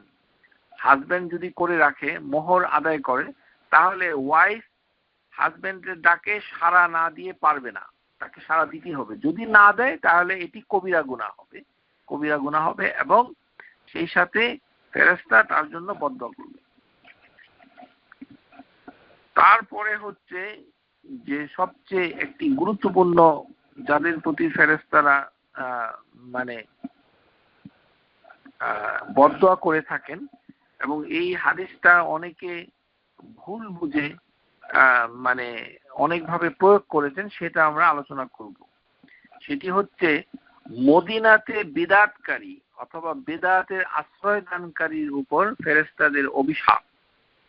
হাদিসের ভিতরে এসেছে আল মাদিনাতুল হারামুন ফামান আহদাসা ফিহা হাদাসান আও মুহদিসান فعليه لعنة الله والملائكة والناس أجمعين لا يقبل منه يوم القيامة عدلا ولا صرفا। মদিনা হচ্ছে আল হারাম, মদিনাটাকে বলা হয় হারাম। হারাম মানে হচ্ছে একটি সম্মানিত জায়গা, যেখানে মানে আল্লাহ তাবারাক ওয়া তাআলা যেগুলোকে হালাল করেছেন, কতগুলো নির্দিষ্ট কাজ, সেগুলো ওই জায়গাতে করা যাবে না। যেমন সশস্ত্র সংগ্রাম, জিহাদ এরকম, অথবা মানে মনে করেন যে চোরের শাস্তি অথবা মৃত্যুদণ্ড অথবা এই ধরনের ফৌজদারি হুকুমগুলো যেগুলো শরীয়তের বিধান, সেগুলো এই হারাম এলাকায় করা যাবে না, কারণ হারাম এলাকাটা হচ্ছে নিরাপদ। এই জন্য এটাকে হারাম বলা হয়। যেটা বাইরে হালাল, ভিতরে হারাম। এটা ছাড়া হারাম বলতে এখানে সম্মানিত বোঝানো হচ্ছে। যাই হোক, এই মদিনা শহরে যেখানে যতটুকু হারাম, এর ভেতরে কেউ যদি বেদাত করে অথবা বেদাতকারীকে প্রশ্রয় দেয়, তাহলে দেখা যাচ্ছে যে বিদাত করাও একটা অপরাধ, এবং বেদাতীকে প্রশ্রয় দেওয়া ও আওয়া মুহতিসান, এবং বিদাতীকে যারা প্রশ্রয় দিবে মানে বিদাতীকে থাকতে দিবে, তাহলে উভয়ের প্রতি ওয়াল লানাতুল্লাহি ওয়াল মালাইকাতি ওয়ান নাসি আজমাইন, ফেরেশতা এবং আল্লাহ তাবারক ওয়া তাআলা সমস্ত মানুষের অভিশাপ। এটা থেকে কিছু কিছু লোক তারা ধারণ করেছে যে যে কোনো বিদআত করলেই তার ইবাদত কবুল হয় না, কেননা এই হাদিসের ভিতরে আছে লা ইয়াকবালু মিনহু ইয়াউমাল কিয়ামাতি আদলান ওয়ালা ফারফান। আদলান মানে হচ্ছে আল ফারাইদ, ফারাইদ রাব্বানিয়া, অর্থাৎ আল্লাহ যেগুলোকে ফরজ করেছে, ও ফারফান হচ্ছে তাআতু, যেগুলো আল্লাহ তাবারক ওয়া তাআলা মানে নফল করেছে। সেই ফরজ এবং নফল কোনো আমলই আল্লাহ তাবারক ওয়া তাআলা গ্রহণ করবে না। এটার মানেটা কি? এখান থেকে এই বিষয়ে অনেকের ভুল ধারণা রয়ে গেছে যে যারাই বিদআত করে তাদের কোনো আমল কবুল করে না আল্লাহ তাবারক ওয়া তাআলা। এই কথা কিন্তু আমাদের অনেকেই মনে করে থাকেন। ধারণাটা কিন্তু সঠিক নয়। কারণ বিদআত বলতে যা বোঝায়, ওয়াকাদ বায়্যানা আহলুল ইলম আন্নাল বিদআ কানাত কুল্লাহা দালালান যে কোনো বেদাতি হচ্ছে মিসগাইডেন্স, এবং এটি হচ্ছে ফাইন্নাহা মাসিয়াতুন মিনাল মাসি, এটি হচ্ছে গুনাহগুলির ভিতরে একটি গুনাহ, এটা একটা গুনাহ। ও মাসি মানে তুখতালিফ দারাজাতুহা বিল আনজার, যে ইসলামিক শিক্ষা অনুযায়ী এর মানে অনেকগুলো শ্রেণী বিভাগ আছে। মানে বেদাত হলেই সব বেদাত যে তাকে একেবারে ইবাদতটাকে নষ্ট করে দিবে এমনটি নয়। এটি কারণ যে জিনিসগুলো আল্লাহ তাবারক ওয়া তাআলা গ্রহণ করবেন না সেটি একটি সীমা আছে, কিন্তু সব বিদআত এই পর্যায়ে আসবে না। এটাই হচ্ছে আমাদের বলার উদ্দেশ্য। এই ক্ষেত্রে দুটো হাদিস অনেকে উল্লেখ করে থাকেন, সে হাদিস দুটো সহিহ নয়। একটি হচ্ছে লা ইয়াকবালুল্লাহু লিসাহিবিল বিদআ সাওমান ওয়ালা সালাতান ওয়ালা সাদাকান ওয়ালা হাজ্জান ওয়ালা উমরাতান ওয়ালা জিহাদান ওয়ালা সারফান ওয়ালা আদলান, যে যারা বিদআত করে তাদের কোনো নামাজ, তাদের কোনো সাদাকা, তাদের কোনো হজ, তাদের কোনো উমরা, তাদের কোনো জিহাদ, তাদের নফল, তাদের ফরজ কোনোটাই আল্লাহ কবুল করে না। তারা ইসলাম থেকে বের হয়ে যায়। ইয়াখরুজু মিনাল ইসলাম কামা তাখরুজু শাআরাতু মিনাল আজিন, যেমন ময়দার গুলা থেকে চুল বের করে। এই হাদিসটি হচ্ছে জাল। এই হাদিসটি কি? হাযাল হাদিস জাল। قال الشيخ الألباني رحمه الله في سلسلة ضعيفة هذا الحديث موضوع, এটি হচ্ছে জাল হাদিস। সুতরাং এটার উপরে ভিত্তি করে একজন লোক বিদআত করছে, তো বিদআত করলে তার নামাজ, রোজা, হজ, যাকাত সব নষ্ট হয়ে যাবে, এটা বলা যাবে না। এটা বলার জন্য যে দলিলটা দেওয়া হচ্ছে এইখানে হাদিসটা হচ্ছে জাল। তারপরে হচ্ছে,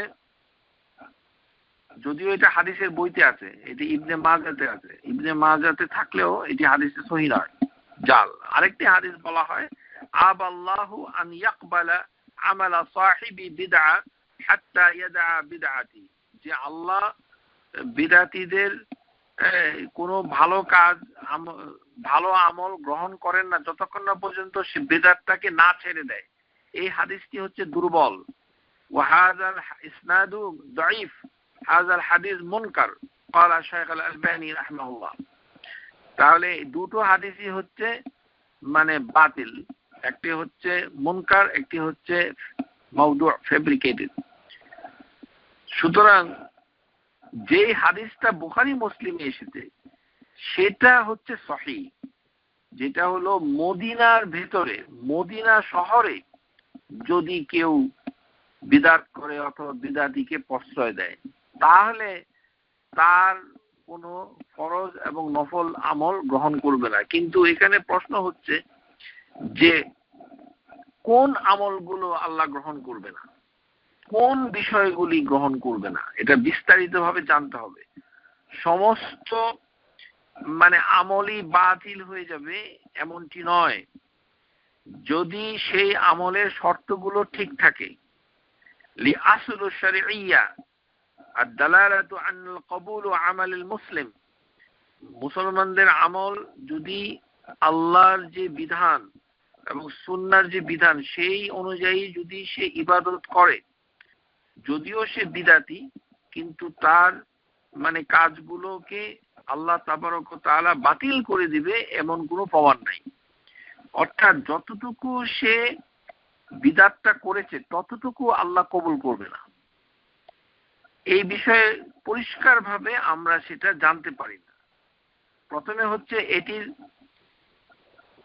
মানে 4টা বিষয় এখানে আছে। একটি হচ্ছে এই বিষয় দিয়ে হাদিসের ভিতরে বোঝানো হচ্ছে যে সাবধান, বিদআত করলে তোমাদের প্রতি রয়েছে মানে অনেক ধরনের শাস্তি।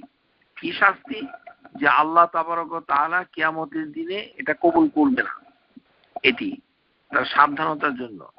আরেকটি হচ্ছে যে ইহবাতুল বিদআ আজরুল আমাল, বিদআত করলে ওই আমলের হয়তো সওয়াব পাওয়া যাবে না, সওয়াবটা মুছে যাবে। অথবা যেই আমল করলে মানে যেই যেই যেটা ছিল সেইটার বিনিময় সে পাবে না, সাবিলুল জাযা। তাহলে একটা হচ্ছে মানে মানে বোঝানো হচ্ছে যে যে মুবতাদি যেন তানফিরু মিনহু, সে যেন এটার থেকে বিরত থাকে, তাকে ভয় দেখানো হচ্ছে, তাকে ধমক দেখানো হচ্ছে। ধমকটা হচ্ছে এই কারণে বলা হচ্ছে মান আমিলা আমালান লাইসা আলাইহি আমরুনা ফাহুয়া রদ। যে ব্যক্তি তার আমলকে এমন ভাবে আদায় করে যে আমলটার জন্য আমাদের মানে হাদিসের ভিতরে আয়েশা রাদিয়াল্লাহু তাআলা আনহা এই হাদিসটা বর্ণনা করেছেন যে রাসূলুল্লাহ সাল্লাল্লাহু আলাইহি সাল্লামের তরিকা অনুযায়ী যদি কোনো আমল না হয় ফাহুয়া রাদ্দুন, সে আমল প্রত্যাখ্যাত, অর্থাৎ সে আমল আল্লাহ তাবারক ওয়া তাআলা গ্রহণ করবে না। এই কথাটা হচ্ছে আল উমুম, এটি হচ্ছে স্বাভাবিক একটা কথা। আমরা কোনো কাজকে নির্দিষ্ট করতে পারবো না যতক্ষণ না পর্যন্ত আমাদের কাছে অকাট্য প্রমাণ না আসবে, ততক্ষণ পর্যন্ত।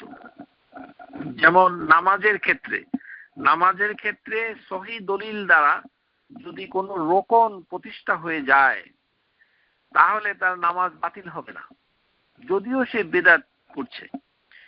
যদি সে ওয়াজিব করতে ব্যর্থ হয় তাহলে তার জন্য আল্লাহ তাবারক ওয়া তাআলা নামাজ কবুল হওয়া সত্ত্বেও তাকে শাস্তি দিবে। আর যদি সুন্নাহ বাদ পড়ে যায় তাহলে তাকে শাস্তি দিবেন না, কিন্তু সুন্নাহর যে সওয়াব এটা সে পাবে না। এর ভিতরে যদি এমন কোনো বিদআত থাকে যে বিদআত দিয়ে যদি তার রোকন নষ্ট হয়ে যায় তখন তার নামাজটা বাতিল হয়ে যাবে। বিষয়টা এরকম। অর্থাৎ কোনো ইবাদতকে বাতিল করতে গেলে তার জন্য দলিলের প্রয়োজন রয়েছে।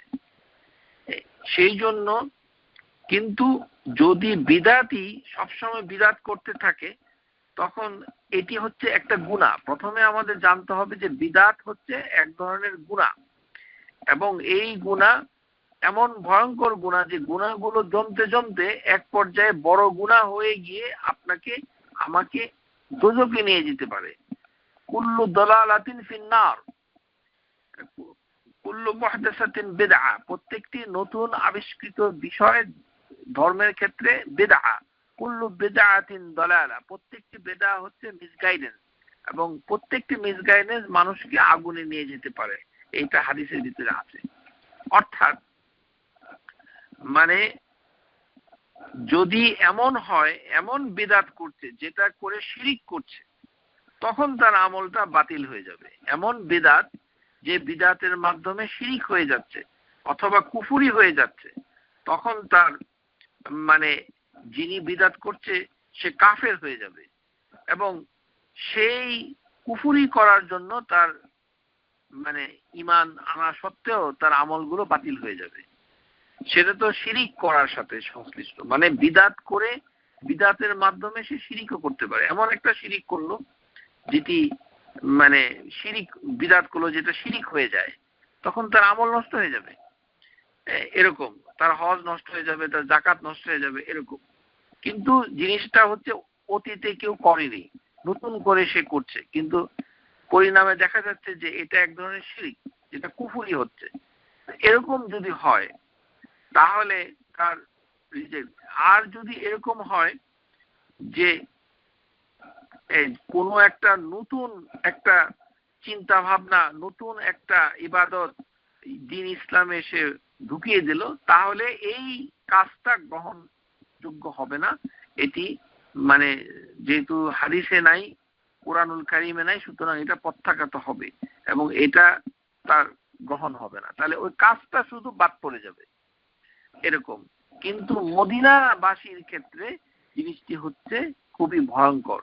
মদিনাতে বিদআত করলে তার সেই বিদআতকারীর কোনো নফল এবং ফরজ নামাজ, নফল নামাজ এগুলো কোনোটাই মানে আমল গ্রহণ করা হবে না। এটা একটা অর্থ হতে পারে, কারণ এটি বুখারী মুসলিমে এসেছে, এবং ফেরেশতাগণ এবং আল্লাহ তাবারক ওয়া তাআলা তার উপরে অভিশাপ দেন। এটি হাদিসের একটি কন্ডিশনের ভিতরে এসেছে। আশা করি বুঝতে পেরেছেন। আমরা যেটা বলতে চাচ্ছি যে বিদআতকারী এবং বিদআত যারা করেন তাদের সাথে সংস্পর্শ রাখা, তাদের সাথে মেলামেশা করা, সবকিছু করা এটি সুন্দর নয়। কেননা মানুষ মানুষের সাহচর্যে এবং তার মানে সঙ্গ পেলে তার নিজের যে চরিত্র এবং তার আচার আচরণে এটার একটা প্রভাব পড়ে। সুতরাং যিনি শুদ্ধ সহি আকীদা পোষণ করেন তার উচিত হবে শুদ্ধ সহি আকীদা পোষণকারীর সাথে মেলামেশা করা, এটাই স্কলাররা বলেছেন। তবে এখানে একটা কথা বলা রাখাই এটা ঠিক হবে যে যদিও হাদিসের ভিতরে ওরকম প্রমাণ নাই, কিন্তু সালাফদের ভিতরে স্কলাররা বিশ্বাস করতেন যে বিদাতীদের কোনো আমল মানে কবুল হয় না। এটা কিন্তু সহিভাবে এসেছে, কিন্তু তারা কিন্তু তাবেঈন এবং তাবেঈন, যেমন দুটি উদাহরণ এখানে হাদিসের মানে বইতে এসেছে। একজন হচ্ছে হাসান আল বাসরি। হাসান আল বাসরি তিনি বলতেন, ক্বালা হাসান আল বাসরি লা ইয়াকবালুল্লাহু লিসাহিবিল বিদআ সাওমা ওয়ালা সালা ওয়ালা হজ্জা ওয়ালা উমরা হাত্তা ইয়াদউহা। যে বিদআতীদের নামাজ, তারপরে তার রোজা, তার হজ, উমরা আল্লাহ কবুল করে না যতক্ষণ না পর্যন্ত সে বেদাতি করতে থাকে, বেদাত করতে থাকে, যতক্ষণ মধ্যে ফেরত না আসে। আরেকটি হচ্ছে ফুদাইল বিন ইয়াদ। আন ফুদাইল বিন ইয়াদ লা ইয়ারফা লিসাহিবি বিদআ ইল্লা আল্লাহ আমাল, যে আল্লাহ তাবারক ওয়া তাআলা বেদাতির আমলকে উপরে উঠতে দেয় না, মানে আল্লাহর কাছে যায় না। এটি মানে বলতেন কে? ফুদাইল বিন ইয়াদ, একজন আল কাবীর তাবিঈন সালাফ, যারা প্রথম 3 প্রজন্মের ভেতরের লোক।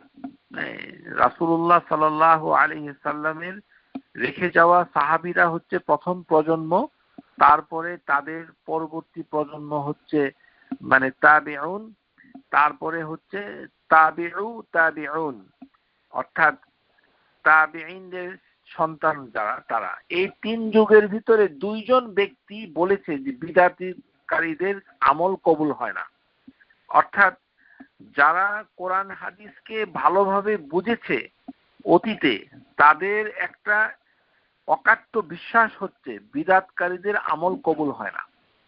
এটা আমরা ওদের বক্তব্যের উপরই ছেড়ে দিচ্ছি, কিন্তু এখান থেকে বক্তব্য নিয়ে আমরা সাধারণ মানুষের কাছে এই বিষয়ে অকাট্যভাবে বলতে পারি না যে তাদের সমস্ত আমলগুলো নষ্ট হয়ে যাচ্ছে।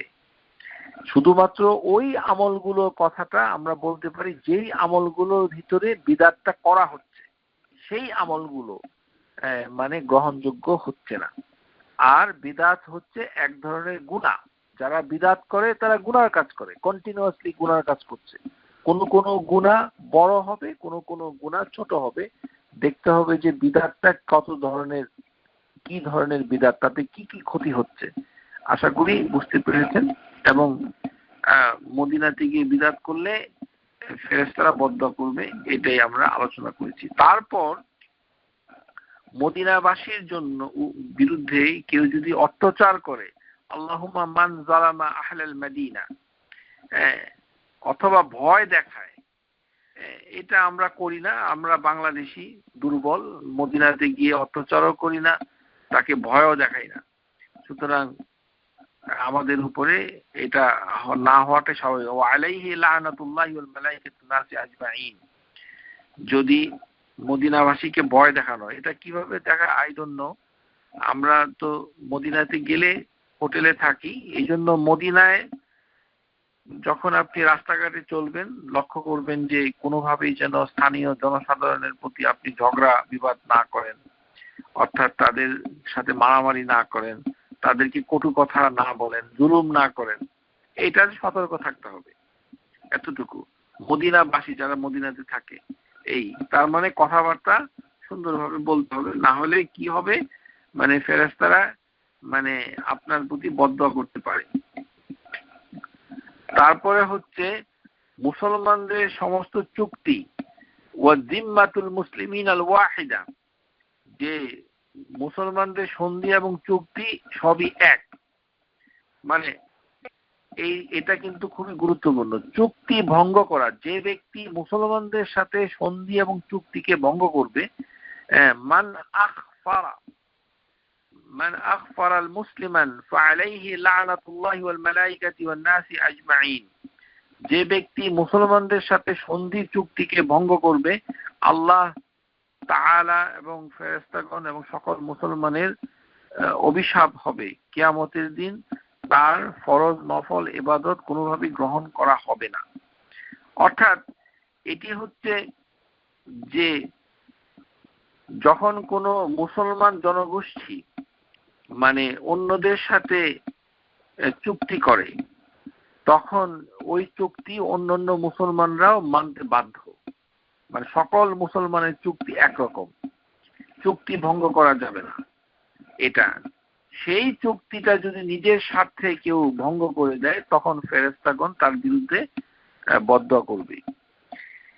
এখন ওই পর্যায়ে যদিও হয় না, তারপরেও মানে আমাদের ক্ষেত্রে একটা সতর্কতা অবলম্বন করা উচিত। যারা আমরা কানাডা আমেরিকায় থাকি, আমরা কিন্তু একটা চুক্তির ভিত্তিতে এই দেশে থাকি। এই চুক্তিটা হলো ভিসা, সিটিজেনশিপ, যে এই দেশের আইন মানতে হবে।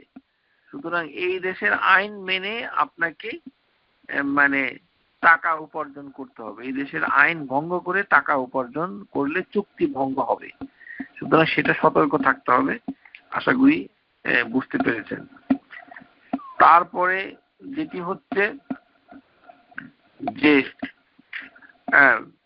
মুসলমানদেরকে অস্ত্র প্রদর্শনকারী ফেরেশতাদের মানে বদদোয়া করে, মান আশারা ইলা আখিহি বিহাদিদি ফাইন্নাল মালাইকা তালআনাহু হাত্তা ইন কানা আখাহু লা আবিহি ওয়া উম্মিহি। যে ব্যক্তি তার ভাইয়ের দিকে কোনো লোহা দিয়ে ইশারা করে, তার বিরুদ্ধে ফেরেশতারা বদদোয়া করতে থাকে, যদিও সে তার আপন ভাই মায়ের দিক থেকে। অর্থাৎ মনে করেন পিস্তল অথবা কোনো আগ্নেয়াস্ত্র অথবা ছুরি অথবা দাও, কোনো লোহা যেটা অস্ত্র, সেটা দিয়ে যদি আঘাত করার ইচ্ছা করে ভাই ভাইকে, তখন তার বিরুদ্ধে ফেরেশতারা বদদোয়া করে। এই ক্ষেত্রে আমরা বলবো, যে সকল বাচ্চারা, আপনার শিশু সন্তান, ছেলেরা মেয়েরা ভাই বোন, তারা যখন খেলাধুলা করে, তাদেরকে সতর্ক করে দিবেন যে তারা যেন আপন ভাই অথবা বোনের দিকে ধাতব জাতীয় কোনো জিনিস ছুঁড়ে না মারে। এই ছোড়াছুরিটা নিষেধ।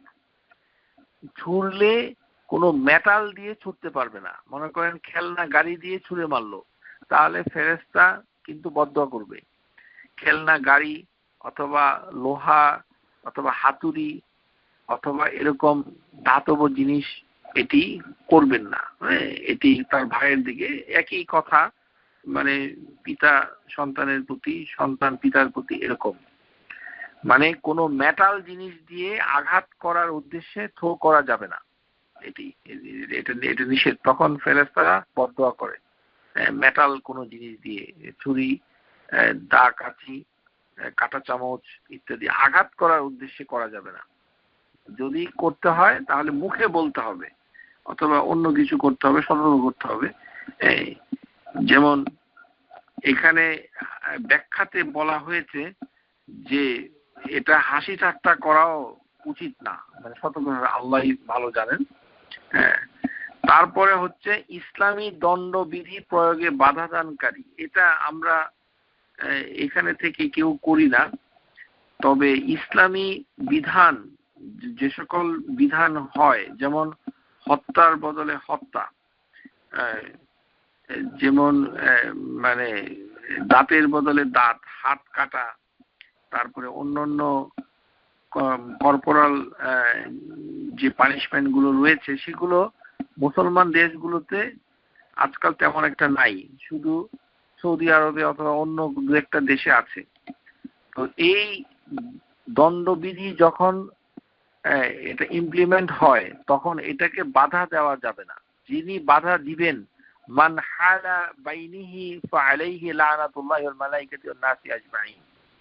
তার উপরে আল্লাহ ফেরেশতাগণ বদদোয়া করে থাকে, তার কোনো দোয়া কবুল হবে না, মানে তার কোনো নফল নামাজ অথবা ফরজ নামাজ কবুল হবে না। লা ইয়াকবালু মিনহু সরফান ওয়ালা আদলান, ইবাদতটা কবুল হবে না যদি বাধা দেয়। তো এইখানে আমাদের দেশে তো ইসলামী দণ্ডবিধান নাই। আমাদের যে সোনার বাংলা, আমি তোমায় ভালোবাসি, এই দেশে তো কোনো ইসলামী দণ্ডবিধান নাই। আল্লাহ যেগুলো দিয়ে নাজিল করেছে সেই বিধিবিধান বাংলাদেশে ইসলাম আসার পর থেকে কোনোদিনই হয় নাই। এই যে বাংলাদেশ নিয়ে আমরা এত গর্ব করি, এখানে এতশো বছর হয়ে গেল, একবারের মতো ঐতিহাসিকভাবে প্রমাণিত নয় যে বাংলার জমিনে, বাংলাদেশে এই যে 400-500 বছর 800 বছর ধরে ইসলাম এসেছে, এখানে আল্লাহর বিধান অনুযায়ী কোনো দণ্ডবিধি কায়েম হয় নাই। যেটা আল্লাহ বলেছেন, কোরআনুল কারিমে বলেছেন, সেটার কিছুই আদায় হয় নাই। যে যার জন্য আমরা এই কোরআনের যে ক্রিমিনাল ল অথবা সিভিল ল, এটা ইমপ্লিমেন্ট করলে আমরা অবাক হয়ে যাই। প্রসঙ্গক্রমে আমি বলছি যে 2011-12 দিকে সৌদি আরবের রাষ্ট্রে বাংলাদেশের 6-7 জন নাগরিকের মাথা কাটা গিয়েছিল, কারণ তারা একটি মিশরীয় লোককে হত্যা করেছিল। তো মিশরীয় লোকটাকে হত্যা করার পর বাংলাদেশের নাগরিকদেরকে সৌদি সরকার আটক করে তাদেরকে ইসলামী আদালতে বিচার করে দোষী সাব্যস্ত করা হয়। তখন রক্তপণ দিয়া এটা দিয়ে তারা মুক্তি পায়নি, তারপরে তাদের উপরে দণ্ডবিধি কায়েম হয়। তখন পত্রিকাতে নিউজ আসে যে তাদেরকে মাথা কেটে মৃত্যুদণ্ড কার্যকর করা হয়েছে। সেই পত্রিকার নিউজ পড়ে বাংলাদেশের জনগোষ্ঠী, তাদেরকে আমি দেখেছি নিউ ইয়র্ক শহরে, এবং যে তারা এটাকে পছন্দ করেনি, তারা সমালোচনা করছে যে এটি কি, সমালোচনার ভাষাগুলো হচ্ছে অমানবিক, অমানসিক, জঙ্গলি, বর্বর, আনসিভিলাইজড ইত্যাদি। তো আপনি যে এই সকল শব্দগুলো বলছেন, তো এটা কোরআনের বিধানের বিরুদ্ধে কিন্তু বলছেন। যে কোরআনুল কারিমে আল্লাহ যেগুলোকে নাজিল করেছে সেগুলোকে আপনি মানে মন্দ কথা দিয়ে বলছেন, তাহলে আপনার প্রতি কি ফেরেশতাগণ দোয়া করবে নাকি? এটা আপনি ভালো বলতে পারবেন। যিনি বাধা প্রয়োগ করবে, যদিও তারা বাধা দেয়নি, কিন্তু সমালোচনা করার অধিকার আমাদের নাই। এটাই হচ্ছে বিষয়। কেননা আল্লাহ তাবারক ওয়া তাআলা বলছেন যে ওয়ালাকুম ফিল কিসাসি হায়াতুন ইয়া উলিল আলবাব, হে বিবেকবান মানুষ সকল, ইসলামী দণ্ডবিধি কিসাসের মধ্যে তোমাদের জন্য রয়েছে জীবন ব্যবস্থা। একটা দেশে ইসলামী দণ্ডবিধি বাস্তবায়ন করতে গেলে সেই দেশে ইসলামী হুকুমা কায়েম করতে হয়। এটা ছাড়া এই বিধান কায়েম করা সম্ভব নয়। ব্যক্তি পর্যায়ে, গোষ্ঠী পর্যায়ে এটি কায়েম করা সম্ভব নয়, প্রশ্নে ওঠে না, এবং এটি করা বৈধ নয়। রাষ্ট্রযন্ত্র যখন পরিবর্তন হয়ে একটি কোরআন সুন্নাহর আলোকে রাষ্ট্র পরিচালিত হবে, তখন এটার বিধিবিধান কায়েম হয়। তখন সেটাকে বাধা দিলে তখন ফেরেশতাগণ তার বিরুদ্ধে মানে বদদোয়া করে। আশা করি বুঝতে পেরেছেন। তারপরে কুরাইশ বংশের দিন শিক্ষা থেকে বিমুখ প্রাপ্ত ব্যক্তির জন্য, এটি আমরা আলোচনা করতে চাচ্ছি না, কারণ আমরা কেউ কুরাইশ বংশের নই, সুতরাং এটা জানার কোনো দরকার নেই। আইম্মাতু কুরাইশ ইন্না লি আলাইকুম হাক্কান, মানে এখানে বলছে যে একজন কুরাইশ বংশের যারা কুরাইশদের ভিতরে নেতা হবে, তাদের ভিতরে 3টি গুণ থাকতে হবে: মানুষের প্রতি অনুগ্রহ, মানুষের প্রতি কৃত অঙ্গীকার, রাষ্ট্রীয় কার্যক্রম ইনসাফের সাথে পরিচালনা করা।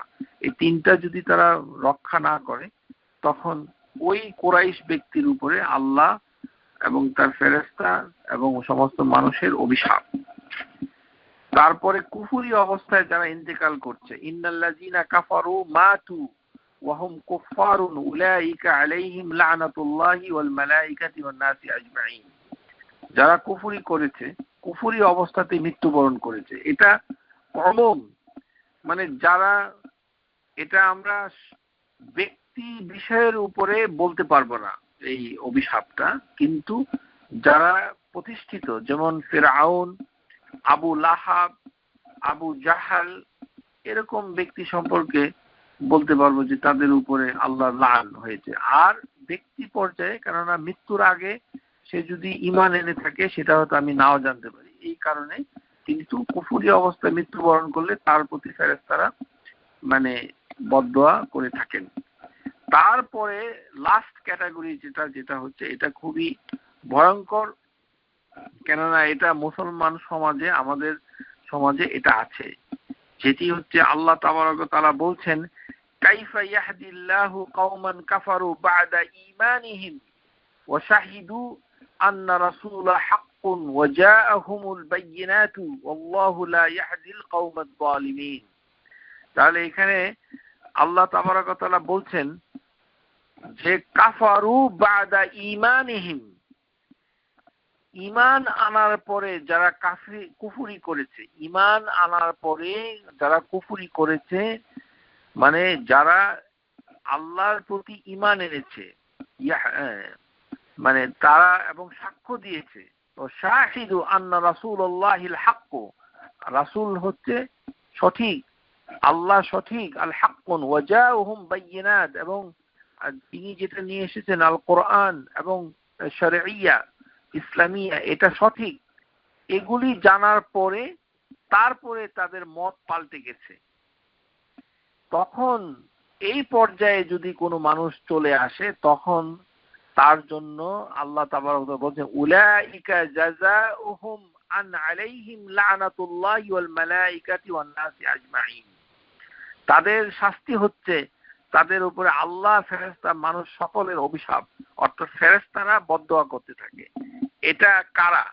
এটা হচ্ছে আপনার আমার বাবা চাচা যারা বুড়ো হয়ে গেছে, দাদা দাদি, নানা নানি, বিশেষ করে বাংলাদেশি সমাজে যে সকল পুরুষ যাদের বয়স বেশি হয়ে গেছে, 80-90 হয়ে গেছে, বুড়া হয়ে গেছে, তারা মৃত্যুর আগে আগে এই ধরনের উল্টাপাল্টা কথা বলে যে যা বিশ্বাস করলাম এগুলি তো সঠিক নাও হতে পারে, তারপরে আদৌ কবর আযাব হবে কিনা, জান্নাত জাহান্নাম আছে কিনা, এই ধরনের কুফরি কথাবার্তা বলে। এগুলি যখন বলে তখন তার প্রতি ফেরেশতারা লান করতে থাকে, লানাতুল্লাহি ওয়াল মালাইকাতি ওয়ান নাসি আজমাইন। এরকম আমাদের সমাজে অনেক বয়স্ক বাবা চাচা নানা খালা, মেয়েদের কথাটা আমি ঠিক বলতে পারবো না, কারণ আমাদের যারা প্রবীণা মেয়ে মহিলা, যারা নানি দাদি এই শ্রেণীর যারা আছেন, তারা এতটা উচ্চ শিক্ষিত নয় বিধায় এই ধরনের কথা তারা বলতে সাহস পায় না। কিন্তু পুরুষদের ভিতরে এটা আছে, যে যারা একটু শিক্ষিত ছিলেন তাদের যৌবনে, এখন বৃদ্ধ হয়ে যাওয়ার পরে তারা তাদের মত পাল্টিয়েছে। মতটা কি? সন্দেহ করছে যে আখেরাত বলে কিছু নাই, কোরআন যেগুলো বলেছে এগুলি কি আদৌ সত্য, কবরে কি আদৌ শাস্তি হবে নাকি না পুরাটাই ভুয়া, জাহান্নাম বলে কিছু আছে নাকি না দুনিয়াতেই জান্নাত, কোথায় বেহেশত কোথায় দোজখ কে বলেছে তা দূর, মানুষের মাঝে বেহেশত দোজখ মানুষ হতে সুরাসুর। এই শেখ ফজলুল করিম নামক এক অখাদ্য উচ্ছিষ্ট কবি এই কবিতা লিখেছে, আকীদা বিরোধী কুফরি। এই ধরনের কুফরি কথাবার্তা যদি কেউ বিশ্বাস করে ঈমান আনার পর, ও বাদা ঈমানিহিম, তখন তার প্রতি ফেরেশতারা বদদোয়া করতে থাকে।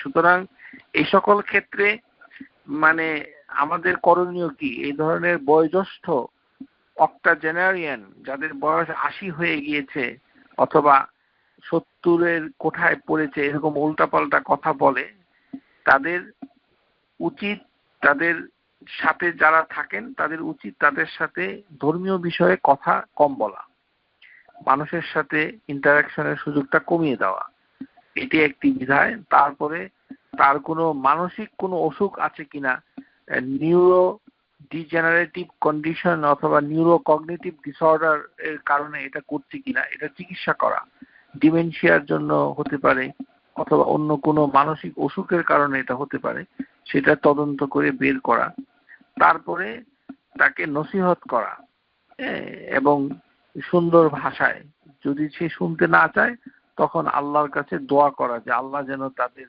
অন্তরকে পরিবর্তন করে দেয়। ইয়া মুকাল্লিবাল কুলুব সাব্বিত কলবি আলা দীনিক। আল্লাহ তাবারক ওয়া তাআলা চাইলে তাদের অন্তরকে সঠিক করে দিতে পারবে, এই জন্য আল্লাহর কাছে সাহায্য চাওয়া।